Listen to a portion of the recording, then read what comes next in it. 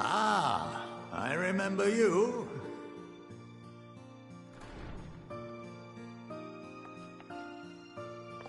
I pray we have not caught you at an inopportune moment. We wanted to offer our thanks for your kind words in the forum.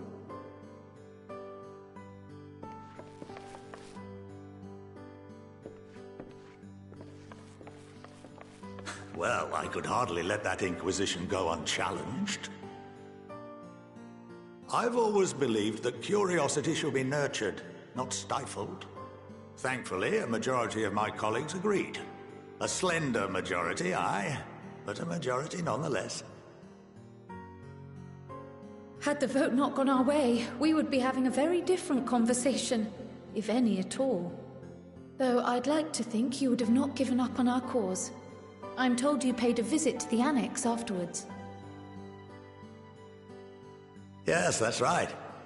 I was hoping to speak with the grandchildren of my dearly departed friends Galuf and Louisoix. in a less dour setting. But it seems I just missed you.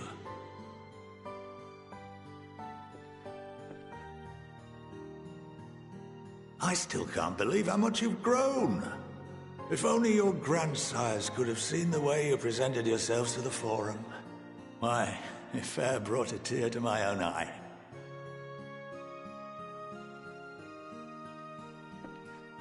You must have the patience of a saint, putting up with this lot and their antics. Never mind Matoya's prize student. Luckily, I know a thing or two about managing unruly younglings. If you ever need advice, don't hesitate to ask.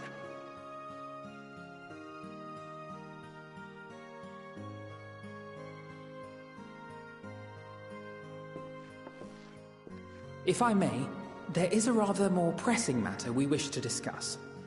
What can you tell us of this duty that the Forum must fulfill? Nothing, I'm afraid. Like all humble servants of the Forum, I am sworn to secrecy.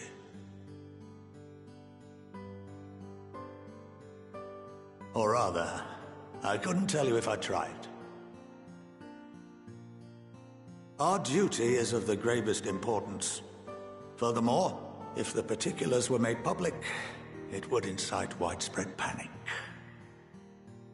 As such, those entrusted with this duty have been bound by an enchantment, which prevents us from speaking of such matters without the express permission of the Forum. How is that even possible? It's been some time since I last gave a lecture. Please, take a seat.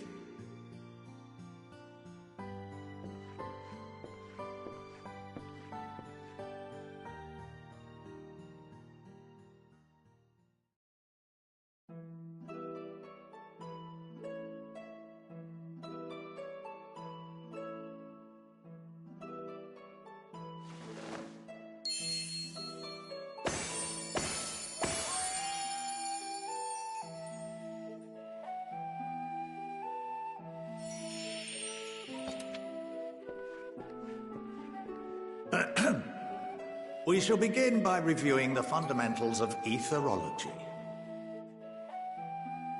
The ether, which imbues us with life, can be categorized into three forms.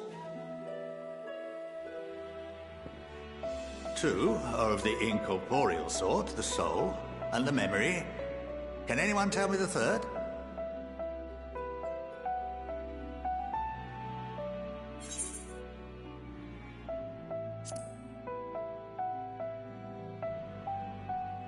Yes, very good. This is the form with which the layman is most familiar.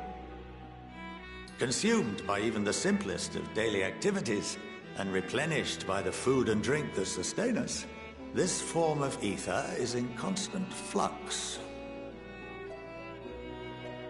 In contrast, the ether that comprises the soul is rarely subject to dramatic change.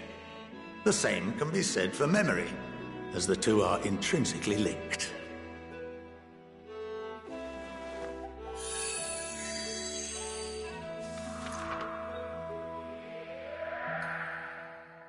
Picture the soul as paper, and memories as words written upon it. Now, what would happen if that paper was doused with ink? The same type of ether as comprises the memories.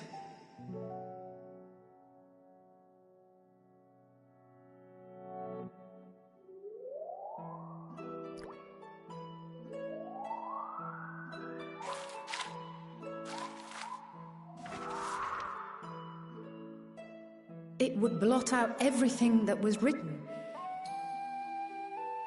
Precisely. We would be unable to recall the memories, and any activities that depend upon them would be hindered as well. In fact, this exact phenomenon was observed on a vast scale not so long ago. And what might that have been?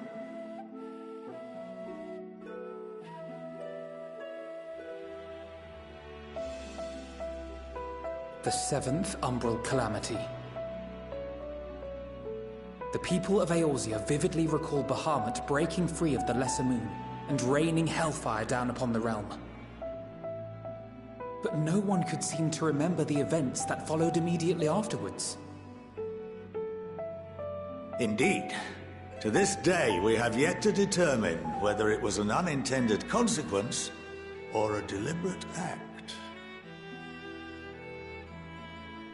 The enchantment which binds me and the rest of the Forum is based on a similar principle. And yes, it is a contravention of the Sharlayan prohibition against the practice of memory manipulation. Only when a new member is inducted and told of our great duty are they subjected to the process. A necessary evil. You have my word that it would never be used to manipulate the populace? I should hope not. But can this enchantment be dispelled and your memories restored? If 9/10 of our members give their approval, then the process may be reversed. Then, and only then, would we be able to speak freely to others of our sacred duty. Barring that, we must wait until we return to the ethereal sea.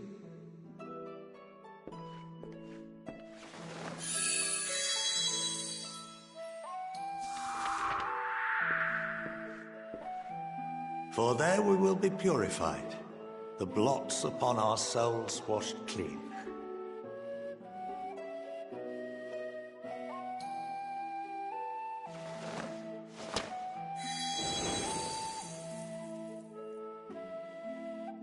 And our memories drift apart and dissolve, rather defeating the purpose, I suppose.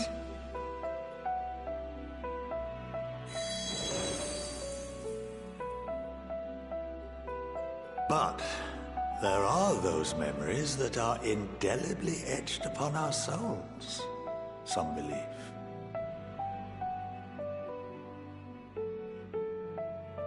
What happens after that? We are reduced to pure ether, coalesce with that of others, and create souls anew. Alternative schools of thought assert souls remain whole and return to the corporeal world, reborn into another form. Both theories have their proponents. Personally, I consider each equally probable.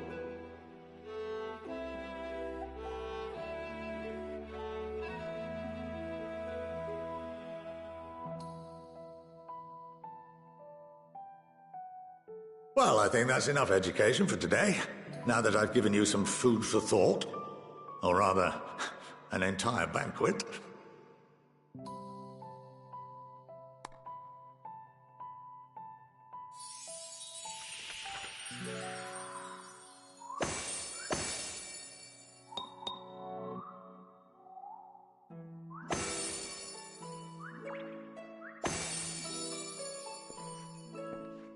I would remind you that although I'm unable to assist you with certain matters, the resources at my disposal may still be of use to you.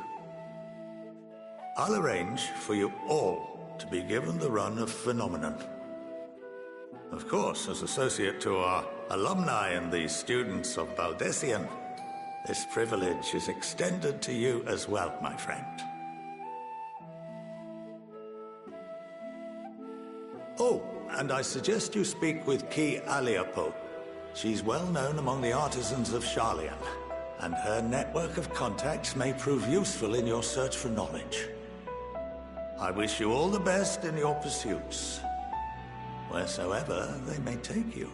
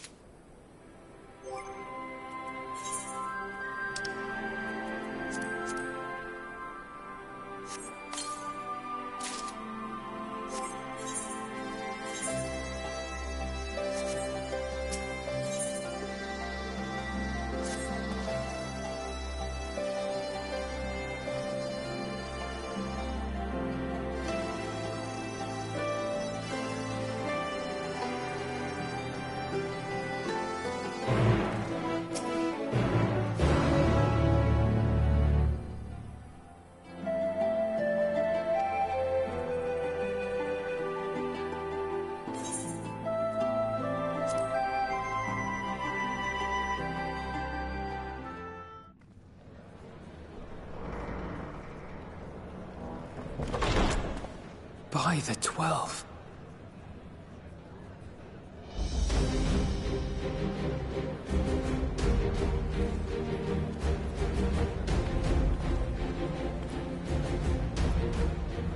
Glad you could join us. I hope you don't mind, but we went ahead and started without you. As you can imagine, our traveling companions were eager to become acquainted. 'Tis a rare thing indeed to see such a diverse and talented group of individuals assembled for a single purpose. We fight not only for the sake of Eorzea, but for the entire world, including the people of Garlemald. Much rides on the efforts of the Ilsabard contingent. Indeed, which is why I am glad to find myself in the company of many trusted comrades, yourselves included.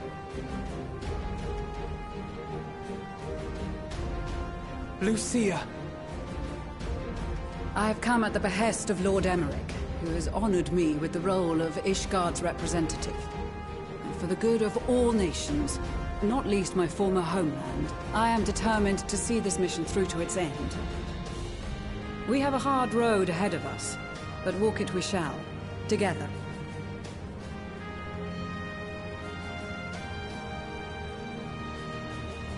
We too welcome this opportunity to work together once more. I have faith that, if there is a way to resolve this conflict, we will find it. Allow me to introduce you to the rest of our company. Everyone! If I may have your attention.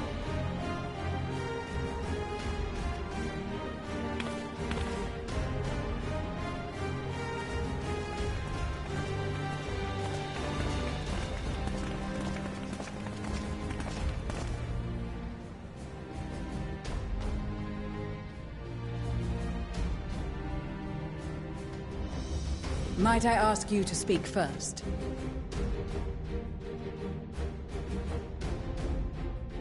If I must.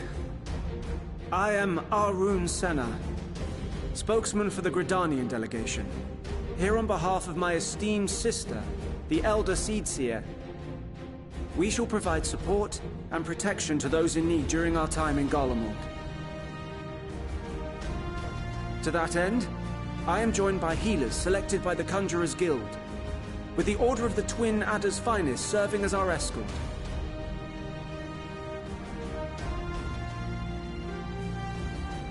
Suppose I'd better say my piece. Wait, I know you. The name's Sicard, in case you've forgotten. Truth be told, I'd rather you had forgotten. Any road, the Admiral asked Captain Hilfear to send his best, and for whatever reason, he picked me. Of course, if I'd refused, I'd be the laughingstock of the bloody executioners, and my reputation's taken enough of a keyhauling as it is. But more importantly, like any pirate worth his salt, I know when you're staring down a storm, you gotta trust in the commander of your ship. So if the Admiral wants us to go to Garlemald, not for plunder and glory, but the promise of peace in our time, then that's what we'll do.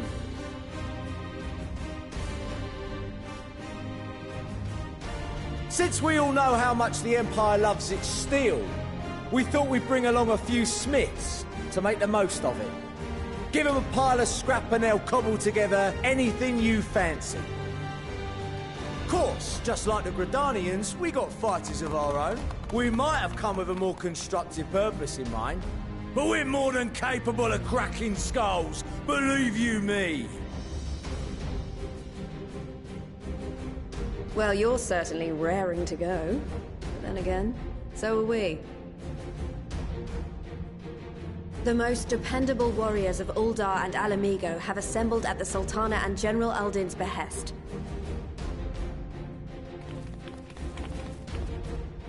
If Garlemald has truly fallen, then the whole place is likely to be crawling with Telophoroi. We'll need plenty of troops to clear and hold a path for others to follow. That's where we come in. Naturally, Marshal Tarapin and I will be leading from the front.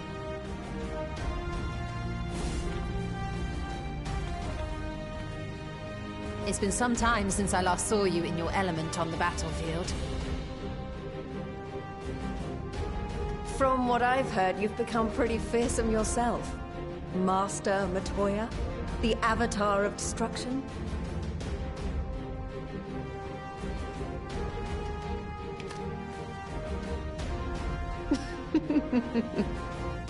With comrades like these, I know we'll succeed, no matter what awaits us. And then we might finally get a chance to enjoy a good long rest. But until then, let's give it our all.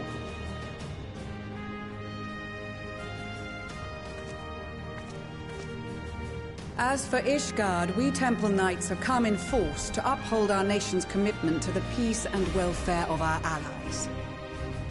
The bitter cold of Garlemald is a formidable enemy in of itself. Our experience fighting in ice and snow will prove invaluable in the days ahead. Accordingly, I have been designated commander of the Ilzabard contingent. I will do all in my power to provide you with the leadership and guidance you require. The four high houses, House Hylinart foremost among them, have arranged for a host of machinists to join us on our mission. Their knowledge of Imperial Magitech is sure to be a great boon. They will address any problems of a technical nature, together with the smiths of Limpsa Lomitsa. There is another awaiting introduction. Lord Emanolain! Ah, yes. Emanolain de Forton, at your service. Though, lest there be any misunderstanding, I should stress that I've not become a fearsome warrior while you were away. Rather, far from it, actually. My brother, in his infinite wisdom, decided this would be an excellent chance to make something of myself. Oh, and fight for world peace and all that. But, should the opportunity arise for a spot of ballroom dancing, I will be your twinkle-toed gentleman of light.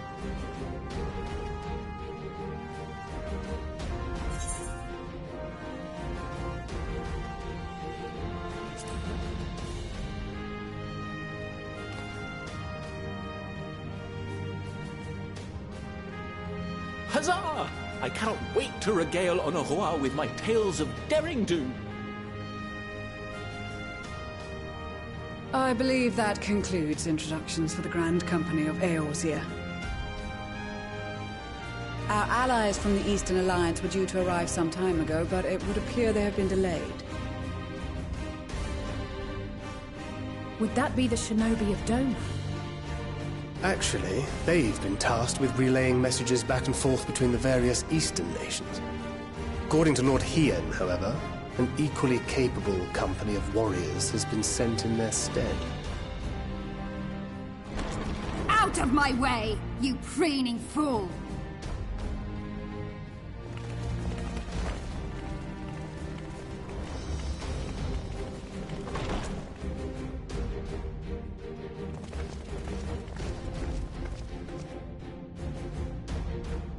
Forgive us for coming late. We are the delegates of the Eastern Alliance. Cyrena, and you've brought company. For battle and blood we come, as a step is sorely lacking in both. No towers befoul our lands, so we marched on those of Doma, only to find them beyond our reach. But now our thirst for slaughter will be slaked. No quarter to the enemy! Sadu Hatun, no. We go to make peace with the Iron Men, not war.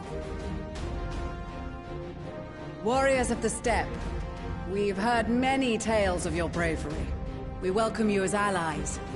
And these other ones you have brought are... Members of the Dalmascan resistance group, Lente's Tears. And the Bosnian resistance. Between them, they have a wealth of experience in espionage, and are particularly adept at infiltrating Imperial facilities. Which is fortuitous, since Garlemald's domain is so vast that I could never hope to handle reconnaissance duties all by myself. Dalmasca, Bosnia, Alamiga. All lands which have suffered the tyranny of the Empire. I would never presume to question your motives. Nevertheless, I must reiterate that our goal is to aid the victims of the Telophoroi, the common folk of Garlemald. And they are victims, make no mistake. Though I understand that many may struggle to see them as such. You're more right than you know. For every one of us that answered the call, there were a dozen that refused.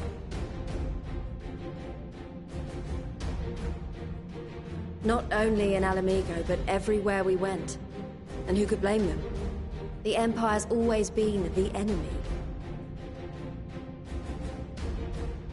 But after seeing what we've seen, fighting and working against and with Garleans, there's no denying the simple truth. They're just people. No different from you or I. They've got their share of liars and murderers, but so do we. So do we all. Fordola, who once swore herself to Garlemald, has proven herself a trusted ally time and time again. Every Eorzean here knows Cid Garland, the Imperial defector who shared with us countless technological wonders. Maxima, who stands with us today, tried to reform Garlemald from within and make peace with Joma. So you can believe me when I say that every fighter here understands and accepts that the Imperials are not monsters and are deserving of help. Or at least that they were able to put aside their feelings for the greater good. It won't be easy, but we're all determined to make this world a better place.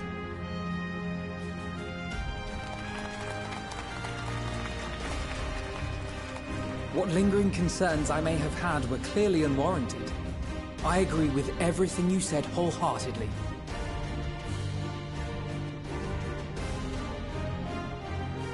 Then we are in accord. Now, let us review our strategy. To reach the Garlean capital in northern Ilsabard, we must cross the central mountain range. Fortunately, Garlond Ironworks can provide aerial transport, sparing us this most treacherous part of our journey. However, attempting to fly any closer to Garlemald would attract the attention of the Telophoroi. As they appear to have seized control of the majority of the Imperial military, we must assume that includes its fleet. In addition, Garlemald possesses devices that can interfere with airship navigational systems, further discouraging an airborne approach. Given the circumstances, the closest we dare deploy our contingent is an area between the range and the capital, the Magna Glaciers. From there, we must travel the rest of the way on foot. We will also need to bring the airships with us to ensure we can withdraw with haste. Although much of the terrain will be blanketed in snow, we should be able to make use of local roads and shipping facilities. The vast ice field will afford us an unobstructed view of the surrounding area. On the other hand, it will also allow others to easily spot us, so it is imperative that we only make camp in positions where we can easily defend ourselves. And the airships, which must be kept safe at all costs. We cannot account for every possibility, so we must be prepared to think on our feet. We will be tested. Sorely tested, I expect. But for our homes and for our people, and a people not our own but in need, we will succeed. Spare no effort in your preparations. Once we depart, there is no turning back.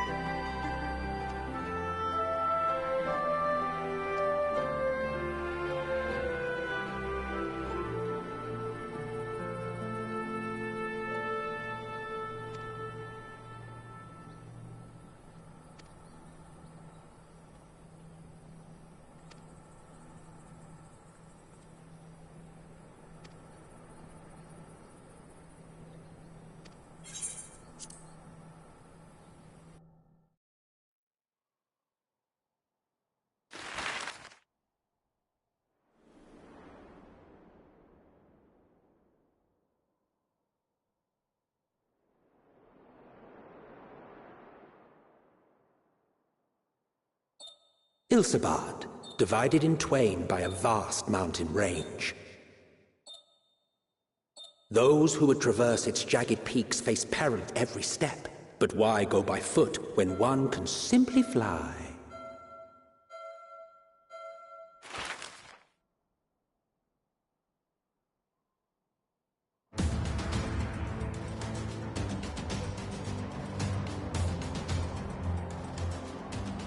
On the outskirts of the Imperial capital, in the frozen wastes of the Magna Glacius,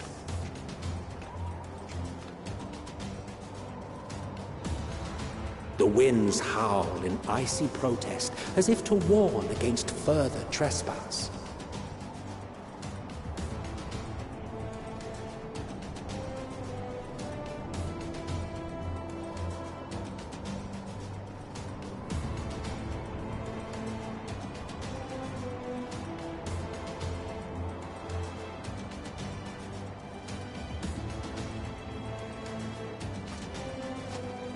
We've received word from Thancred's reconnaissance party.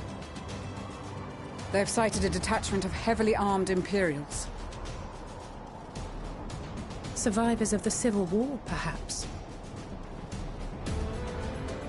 Perhaps, but there is more to it than that. Maxima reports that they're led by Vergilia, legatus of the 3rd Legion, which comprises the bulk of their number. However, they are also joined by several members of the 1st. From what I recall, the 3rd Legion fought for Nerva in the War of Succession following Varus's death. The 1st, on the other hand, were under the direct command of the Emperor and rejected Nerva's claim to the throne. These legions were enemies. Indeed. In fact, our sources claim that it was a conflict between them that sparked the Civil War. Yet now, these former foes cooperate to defend a ruined Garlemald from invasion. Then it is all but certain they have been tempered. So, what's the plan? If me and my crew is out reaving, we charge straight in, no messing about. But that ain't what we're here for. Quite right. Soldiers or no, they are people of Garlemald, the very ones we have come to aid. Direct confrontation is unavoidable. Nevertheless, we must make every effort to limit casualties on both sides. Rather than kill them, I would remove them from the field. How so? Savage beatings, disarmament, and imprisonment? Not impossible, but easier said than done in the heat of battle.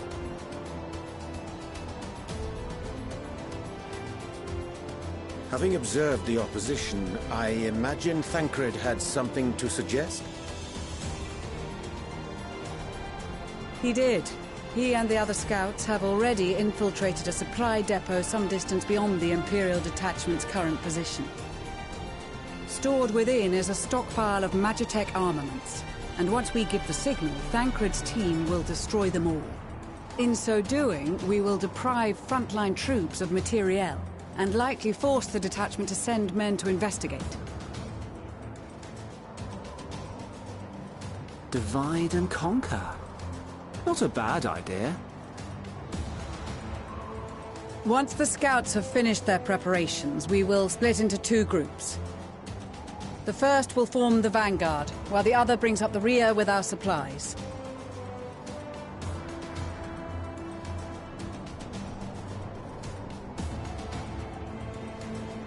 As for the Scions, I ask that you lend your assistance where you deem it needed most. I would prefer, however, that you accompany the rearguard and be prepared to join the van at a moment's notice. Kept in reserve as our trump card, so to speak.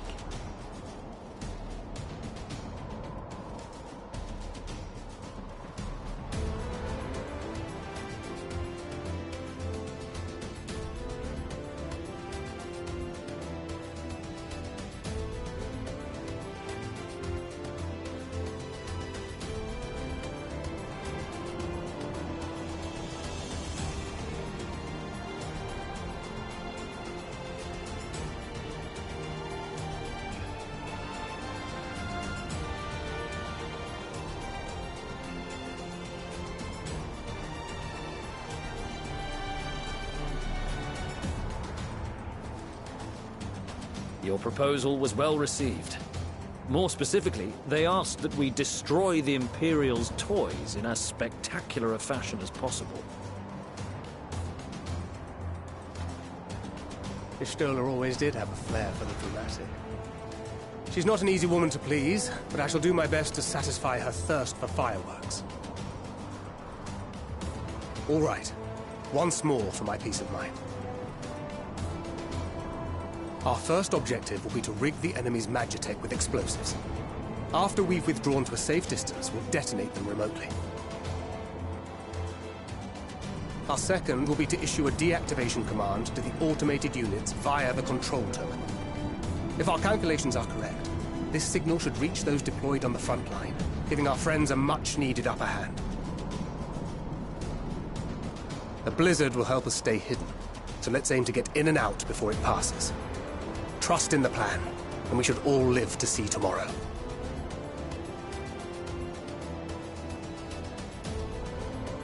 In the meantime, I will relay messages back and forth as the situation unfolds.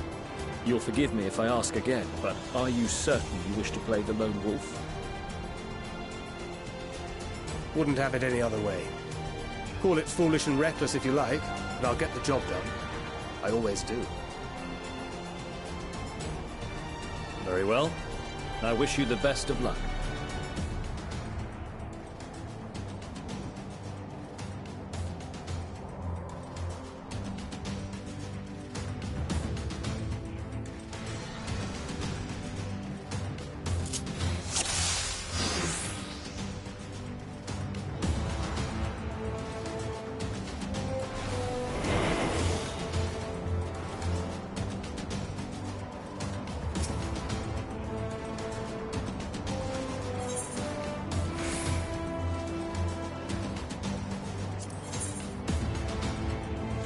Keep your wits about you.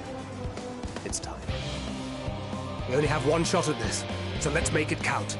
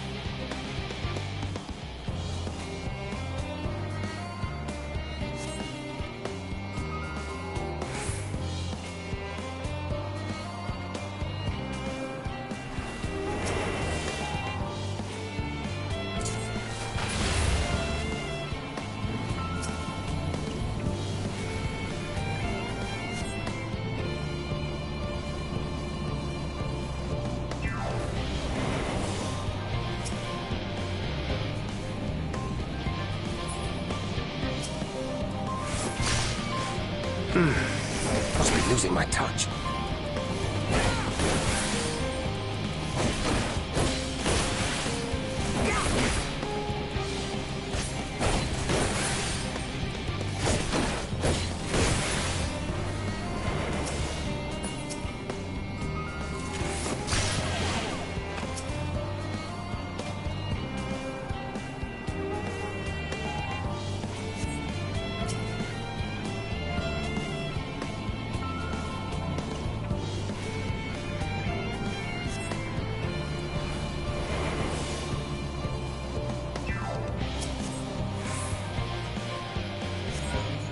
This is Thancred.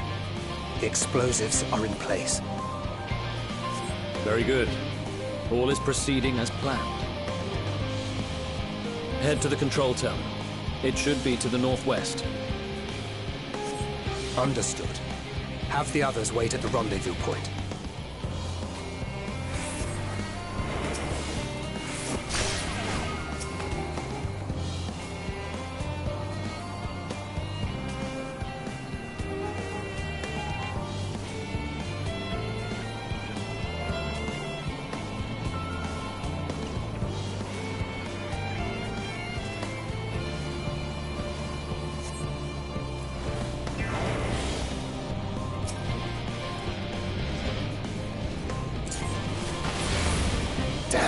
Spotted.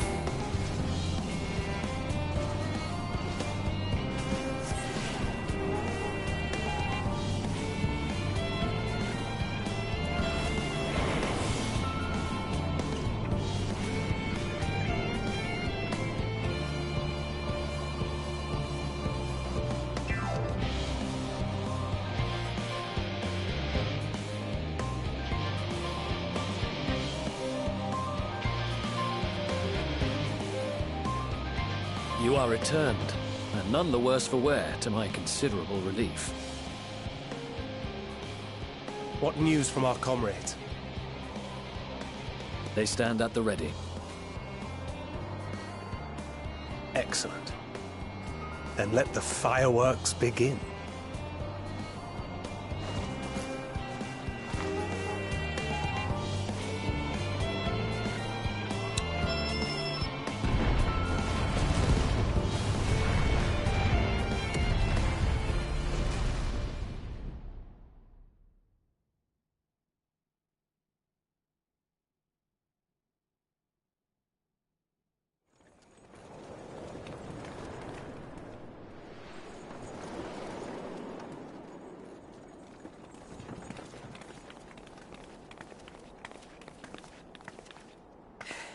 The blizzard's beginning to clear.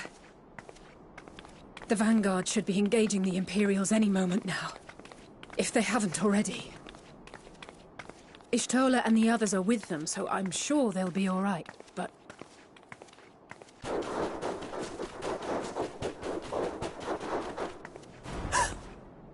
Wait! Something's coming!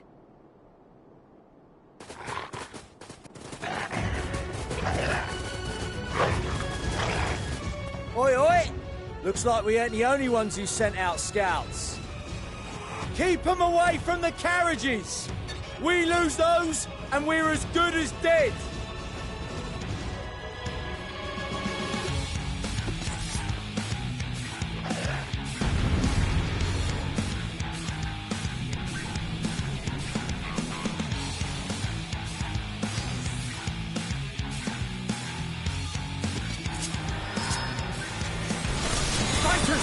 Protect the others!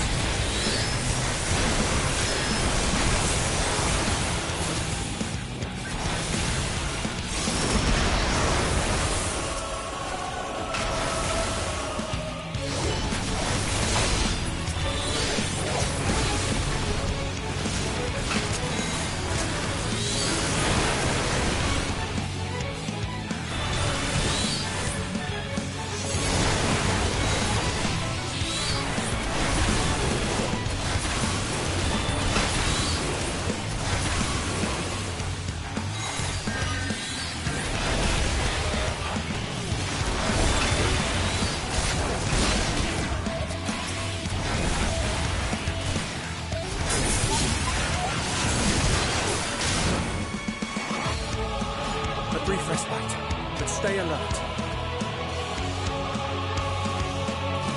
Keep the carriages safe.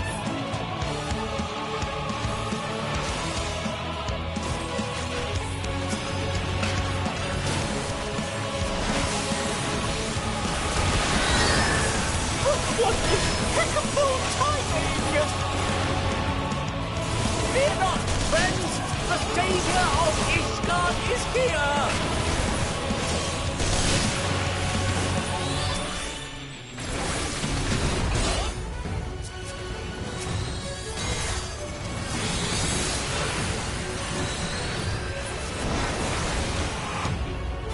A fine display, but the other carriages are still in danger. Go on ahead. We'll hold the line.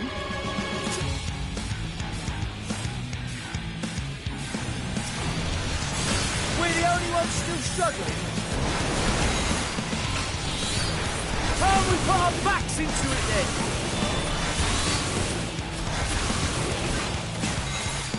I've been itching for a good scrap.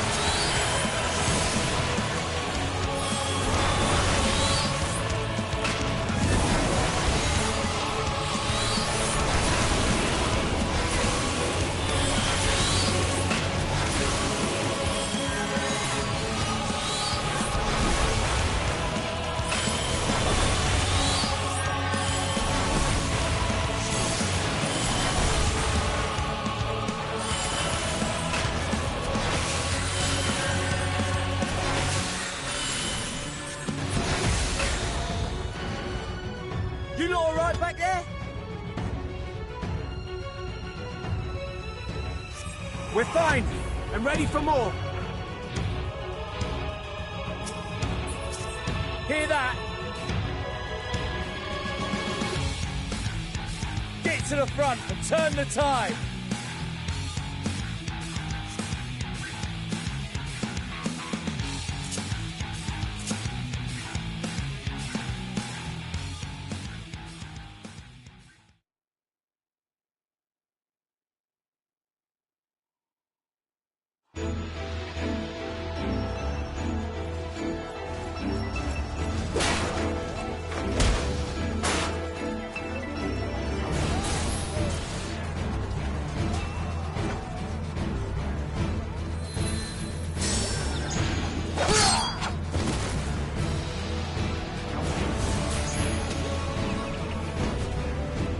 Removed from the field was not a euphemism for enthusiastically murder.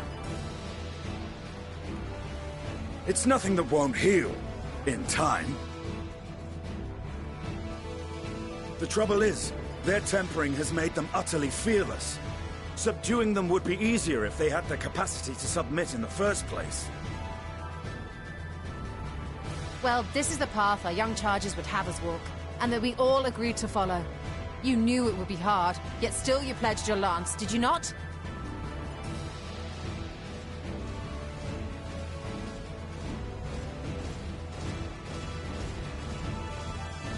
That I did.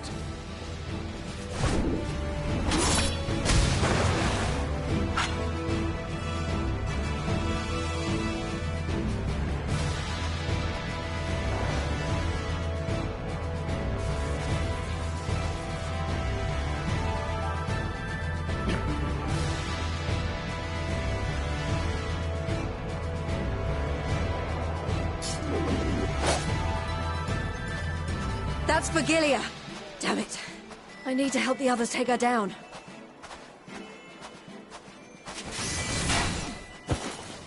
There's no end to them!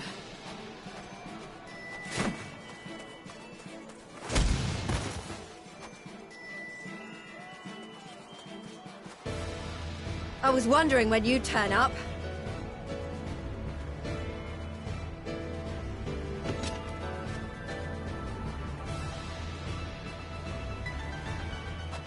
There's no stopping us now. Come on, let's show them what we're made of.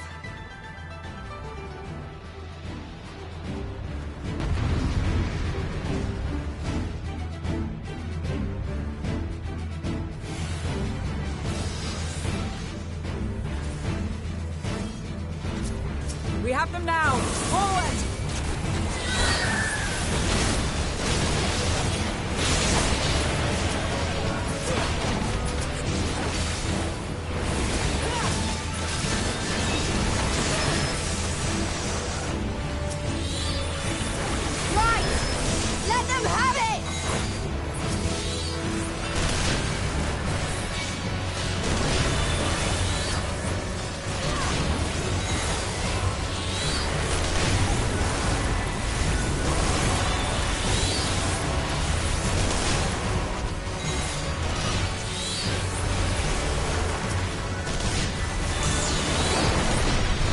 Raging ball!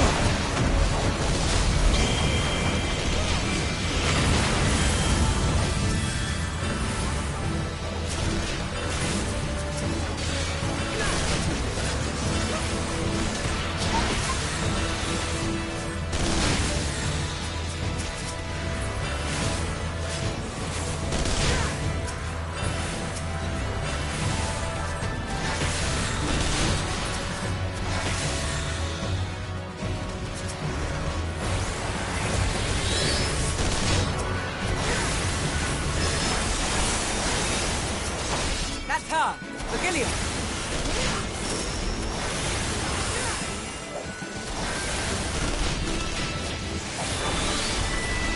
Do not fall behind!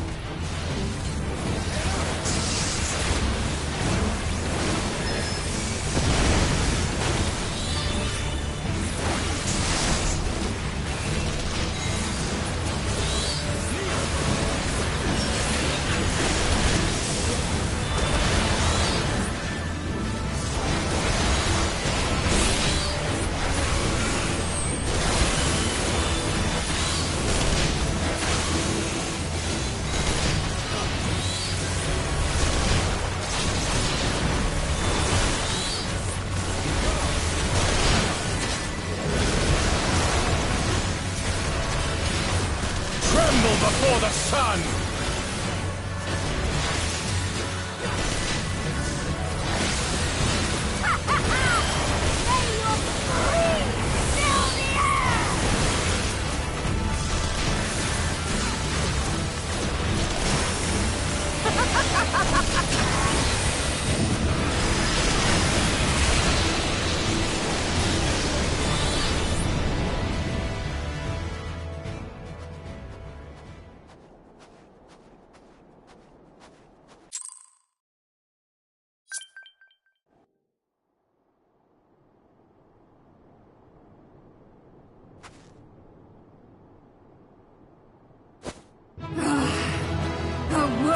Adversary!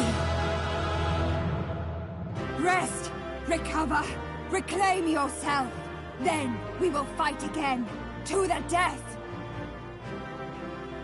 Sadu Hatun!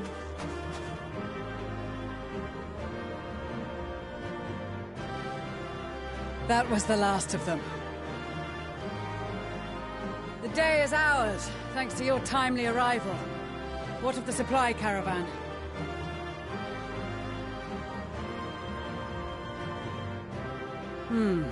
Outmaneuvered, but not outmatched. Good. Let us take the Imperials into custody and rejoin our comrades. And soon we shall arrive at the capital.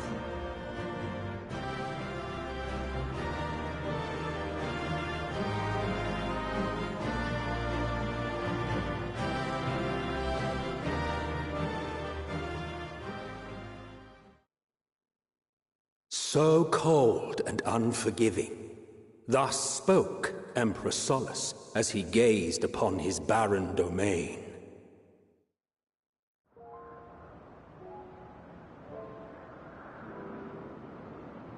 "800 years it had been since the Garleans first set foot here. Bested by the Kavosi after centuries of war and driven from fertile southern pastures into the blasted northern wastes.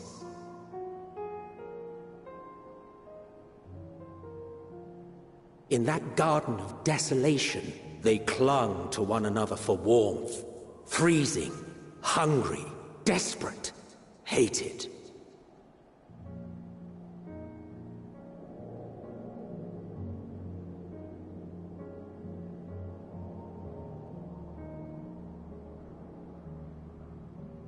The chosen forsaken.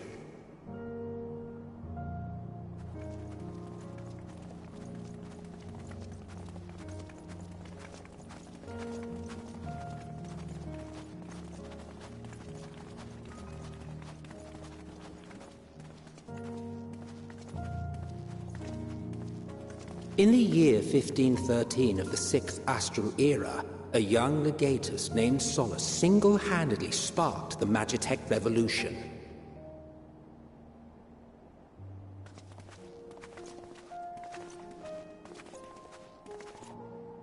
How did he conceive the machina that feed on ceruleum? Once a common, soft-spoken soldier, how had he so quickly ascended through the ranks? Like so many others, those who knew the truth are gone. Taking in the capital with his eyes for the first time, I recall thinking to myself, far colder on the earth than in the heavens. Yes, far colder indeed. Bitterly so.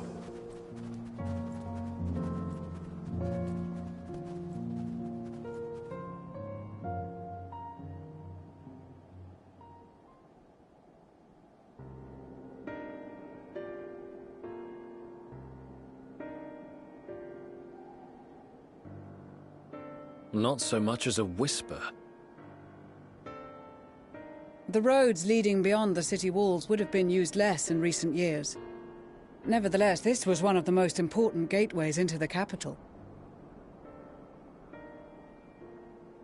A buzz day and night with activity, aye. Merchants passing through the checkpoint, many of them stopping at the local hostelries. Surely they cannot all have been tempered. We can consider the question after we have made camp. If we spend any longer outside, we may well freeze to death where we stand. The tempered Imperials, too.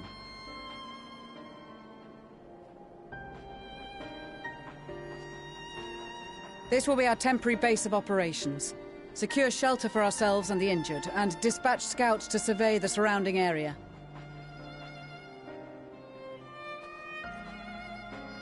If we're planning on staying here a while, we ought to give this place a proper name. Well, the constant sound of ice cracking underfoot makes me think of broken glass. An apt name, perhaps. But enough of this. To work, everyone!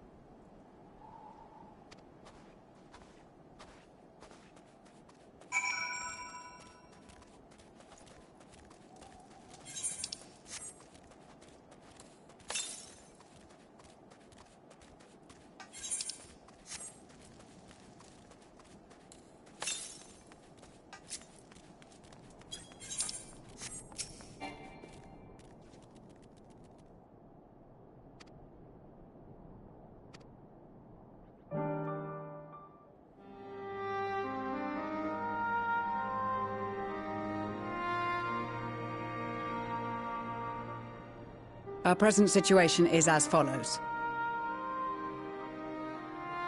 Efforts to aid the people of Garlemald have begun in earnest. Moreover, having entered into the capital, the Imperial Palace is within our reach. But before we proceed further, we must learn what has befallen this city. For therein lies the key to understanding and combating the Telophoroid's designs. I have a suggestion, if I may. Several of the Imperial soldiers we captured on the Magna Glaciers are members of the Populares and acquaintances of mine. Once we have cured them of their tempering, they should be able to give a reliable account of the events leading to the capital's downfall. A promising idea. I will assist the healers and their ministrations. Of course, I will require a proxy of my own, assuming you can spare one. Would you like a hand? No, I am sure we will manage. Better that you take my place in the field. The noxious ether of this place disagrees with me, and as I shall need to draw on my own for the treatment, 'twill be prudent for me to remain within the camp.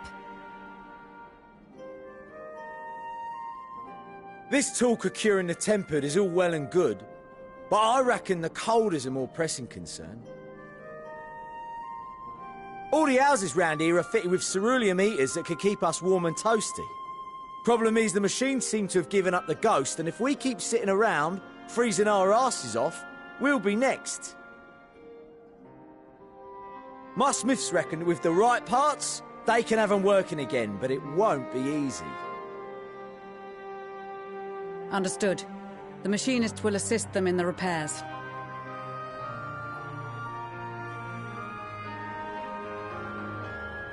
The rest of us should either stand watch or survey the area.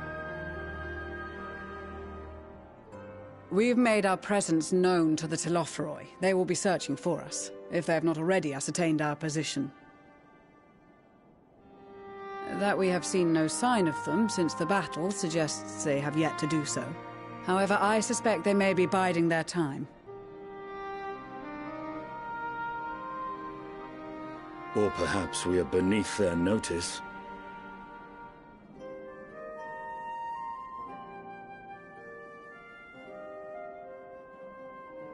In any event, we'll find no answers standing around here. Urianger, Estinian and myself have visited Garlemald recently, so we'll lead the reconnaissance efforts. Perhaps bolstered by a few Bosnian and Dalmatian scouts from my previous excursion for good measure.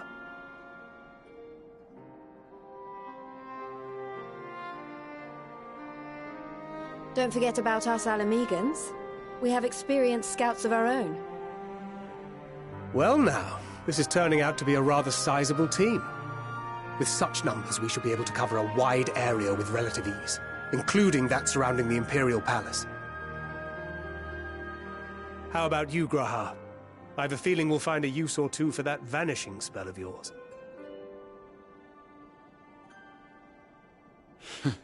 'Twould be my honor to be of service, though I doubt that you of all people need rely on my tricks. That leaves us with guard duty. As a matter of fact, I have something else in mind for the two of you and Alphino.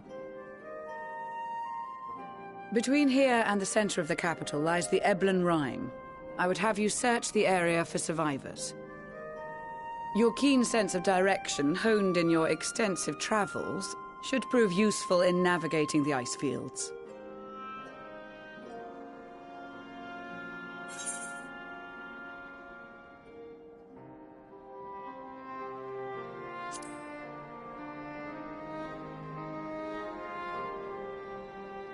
I have faith that you will, and look forward to greeting you on your safe return.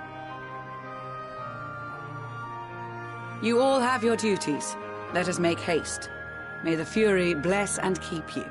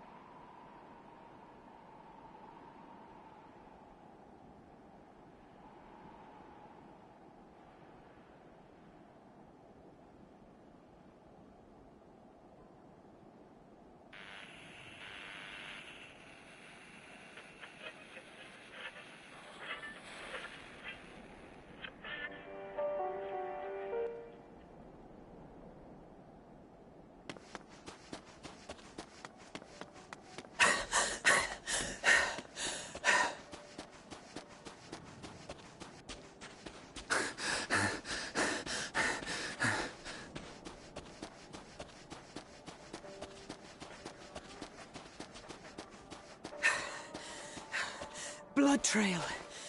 We found one. They were attacked.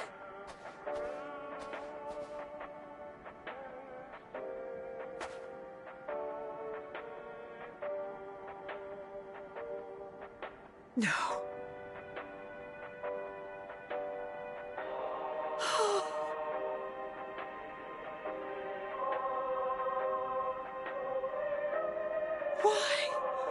Why wouldn't they?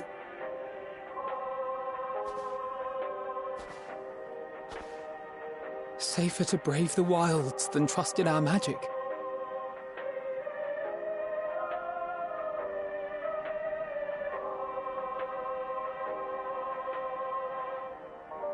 We should have... I should have...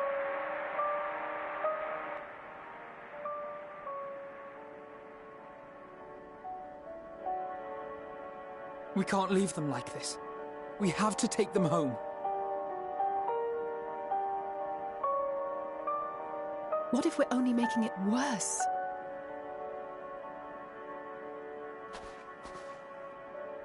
Maybe we don't belong here, but neither do they. Not out here in the wind and the cold.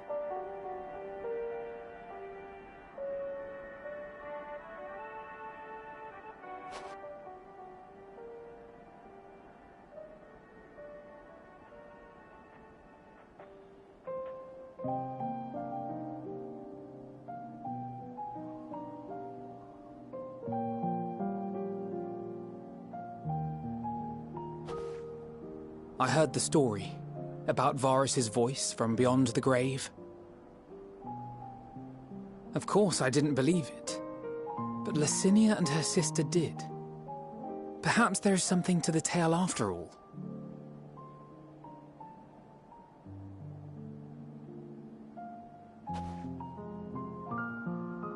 I want to understand, so I'm going to borrow this for a while, if that's all right. You had every reason not to trust us. We came as trespassers, invaders. But I pray that in time, we will be more than that to you. That we will find a way to help your loved ones. And see that no more children are left to freeze alone in the snow.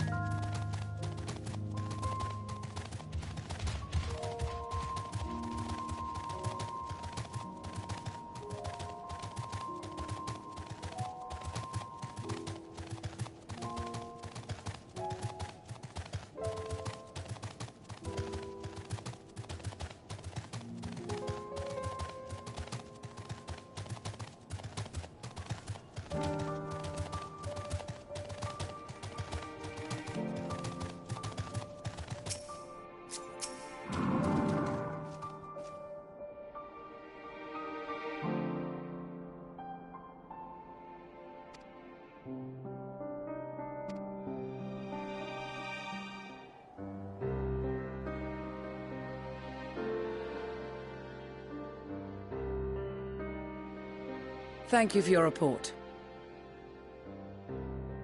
We shall inform the troops of these developments, and instruct them to proceed with the utmost caution should they encounter any survivors. Allow me to go and speak with the ones at the victor's spoils.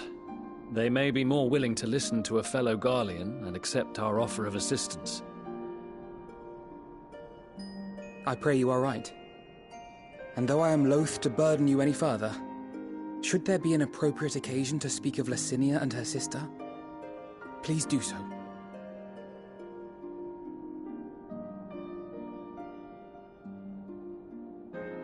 I am sorry to have put you through this. My distress is nothing compared to their suffering. So tell me, what else have we learned?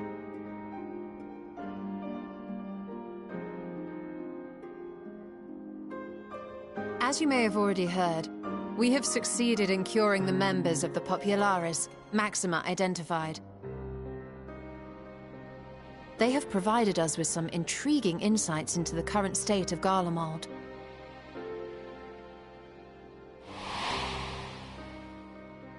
The assassination of Emperor Varus was the catalyst for the civil war. Nerva declared his claim to the throne, and his opponents refused to recognize it. Fighting broke out in the capital, where Nerva's 3rd Legion clashed with the 1st, who remained loyal to Varus even after his death. Of course, even Imperial warmongers would balk at the idea of turning their shining city into a battleground. Like burning down the wood to spite the wasps. Neither side would be so mad. Unless something or someone inflamed their animosity to such an extent that they could not help but act against their better judgment.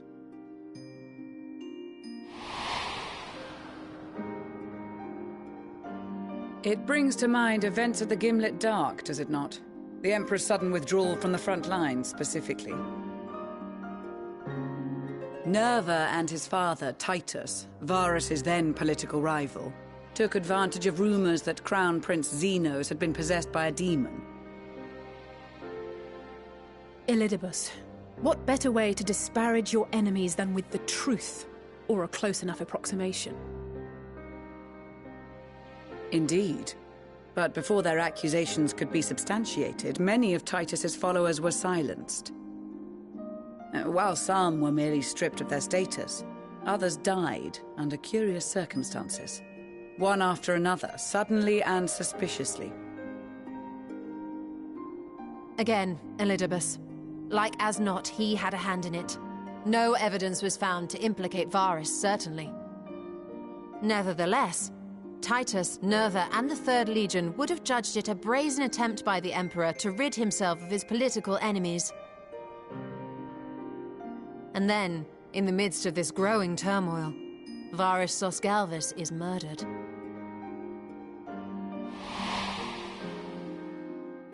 And Garlemald's own prodigal son, Gaius van Belsar, is named the murderer. Shortly thereafter, Nerva claims the right of succession, and in response, the 1st Legion claims the assassination was part of a coup d'etat orchestrated by Titus and Nerva.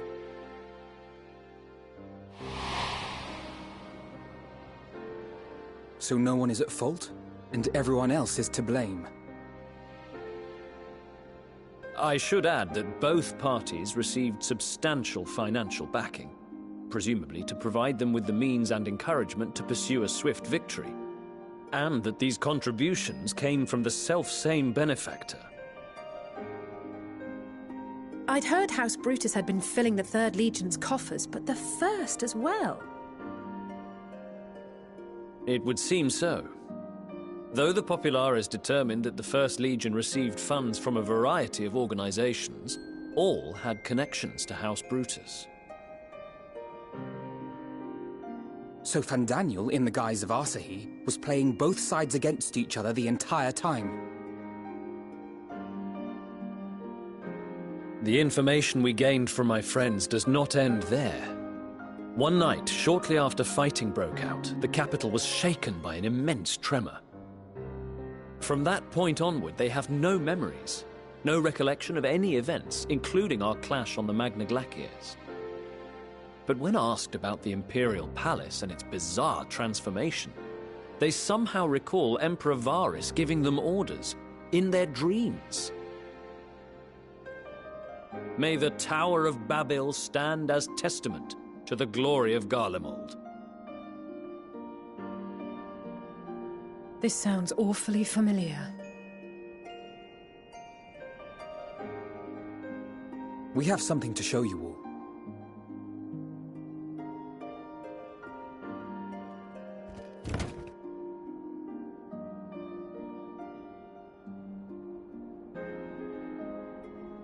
Varys spoke to them through this radio. Perhaps it was a recording, but if not, that would be inexplicable.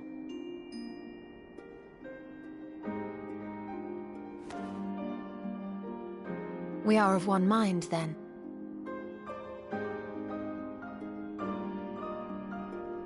The ether that permeates the ore used in this device is almost identical to that of the talismans.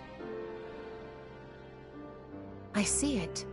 While it is likely more by coincidence than design, these devices might also ward against a primal's influence. A picture is beginning to form. If the tremor felt throughout Garlemald was a wave of ether emitted by a primal, then while those within range would have been tempered, those huddled around a radio desperate for news concerning the Civil War would have been spared. No wonder Licinia kept it close. My friends! I must speak with you! A young man was caught trying to steal our supplies. He is a soldier of the Iron Men, we think, but one who has not been made thrall. Thankfully, Magni restrained him before blood was spilled. The stranger is outside, if you wish to ask him questions. I think we do.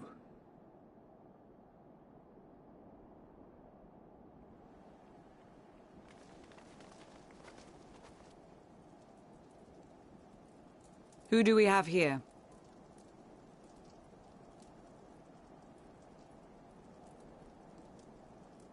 Garleans? Traitors to your homeland! Have you no shame?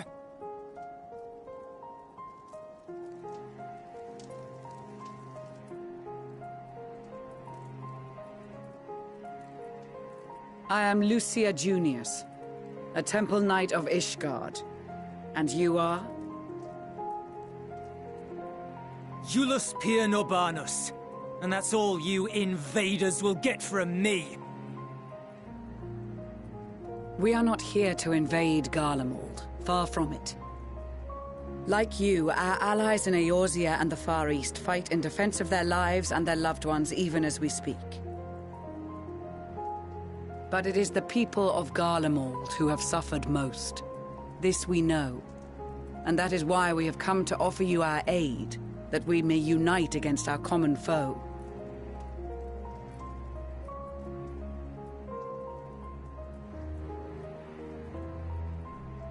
Whether you believe me or not, those are the facts. Now, answer me this. Why would a proud soldier of the Empire be reduced to stealing? The situation must be dire indeed for you to go to such lengths.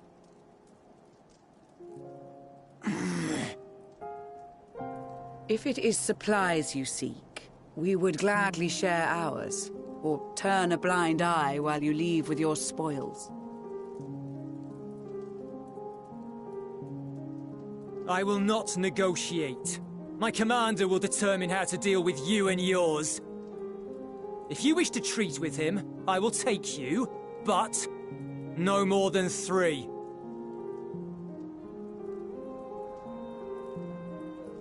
I don't much like the sound of that.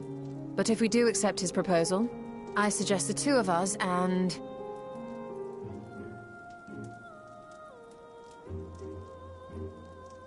Please allow me and Alize to act as envoys. May I ask why? We have seen with our own eyes the hardships the Garleans face. How their futures and lives hang in the balance. It's not the warmest invitation, but it's an opportunity to prove our intentions true.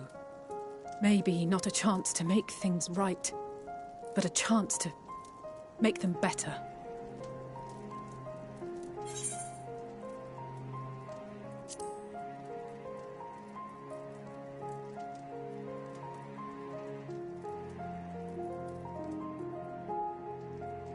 I can see that persuading you otherwise is a lost cause, but you will proceed with the utmost care.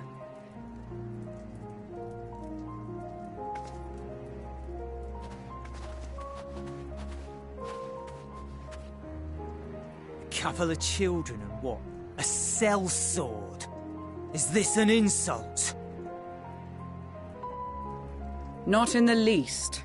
You will find that they are more than qualified to speak on our behalf. There are many dangers on the road ahead. I will need that back.